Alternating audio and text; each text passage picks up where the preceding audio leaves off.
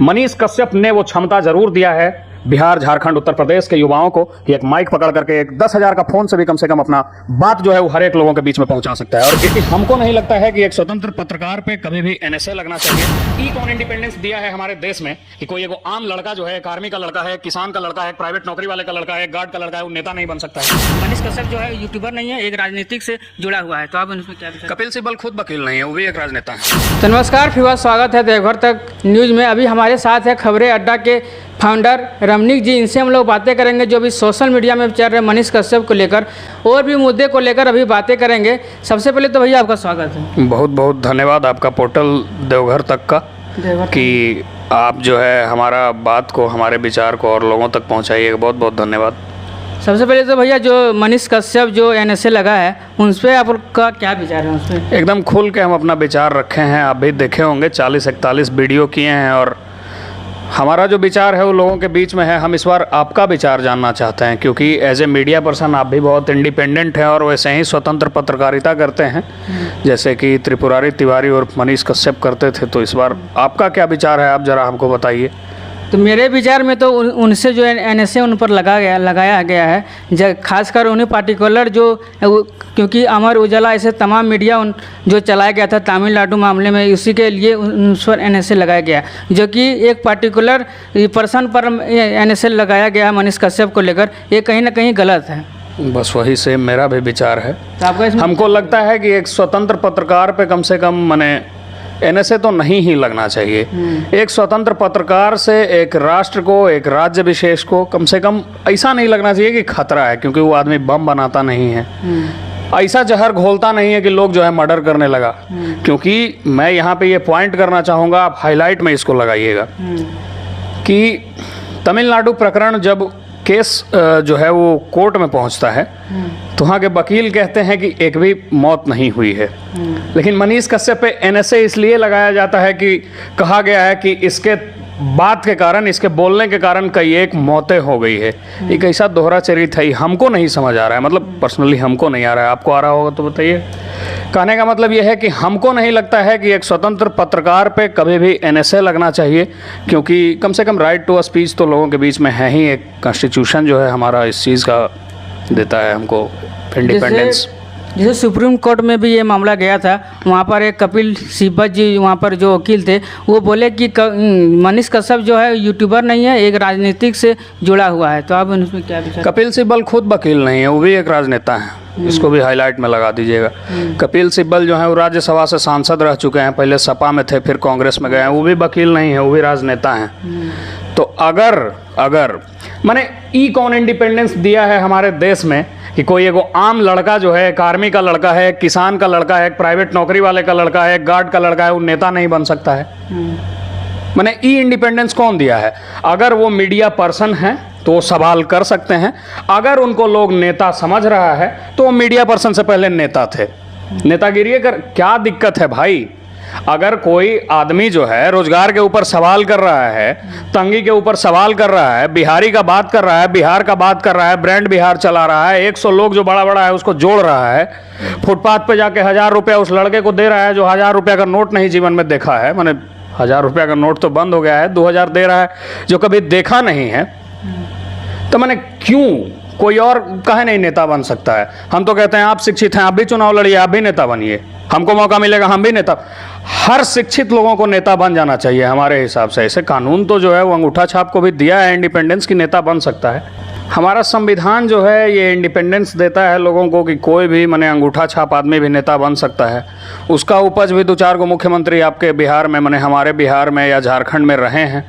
कहने का मतलब यह है कि अंगूठा छाप लोग नेता बन सकता है, लेकिन हमको लगता है कि एक नेता के तौर पे हमको लगता है कि एक बेसिक शिक्षा होना बहुत ज़रूरी है।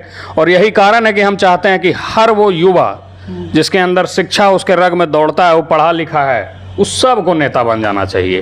क्या दिक्कत है भाई? हम किसान के बेटा हैं, हम भी नेता बनेंगे। कोई जवान का बेटा है वो भी नेता बनेगा। कोई प्राइवेट नौकरी वाले का बेटा है। ऐसा कौन मतलब दे दिया है इंडिपेंडेंस इस देश में कि जिसका बाप 1000 करोड़ जो है लूट करके रखा है वही नेता बनेगा?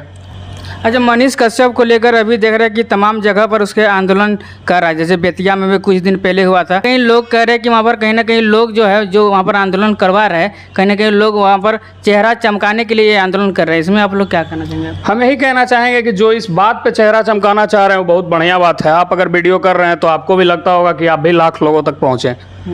अगर इसका पर्यायवाची शब्द हम लोग हिंदी में पढ़ते थे, आपको ध्यान होगा, चेहरा चमकाना, फेमस होना, ज़्यादा व्यूज़ पाना, सब कुल मिलाकर के एक के बात है। आप अगर ये वीडियो मनीष कश्यप के ऊपर में बना रहे हैं, आपको लग रहा है कि आपका व्यू आया तो आप भी चेहरा चमका रहे हैं। अगर चेहरा चमकाना उसको कहते हैं तो, और अगर अच्छा काम कर करके कोई चेहरा चमका रहा है तो उसको पूरा ढंग से एकदम समर्थन देना चाहिए। और हमको लगता है कि हर किसी को चेहरा चमकाना चाहिए वैसे, जब वो मतलब उस स्थिति में रहे कि बढ़िया काम करके चेहरा चमका रहा हो।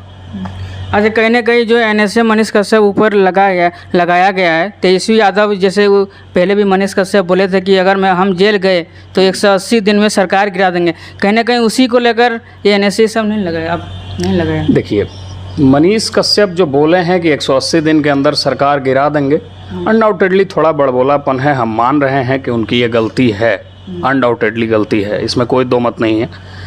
एक मीडिया वाले के तौर पे जब आप माइक पकड़ते हैं तो आपको इतना बड़बोला नहीं हो जाना चाहिए कि आप सरकार को पॉइंट कर देने लगे और आप अपने आप को एक किंग मेकर के तौर पे इतना ज़्यादा दिखाने लगे। लेकिन वो इतना बड़ा अपराध नहीं था कि उस इंसान को राजद्रोही और राष्ट्रद्रोही बताया जाए।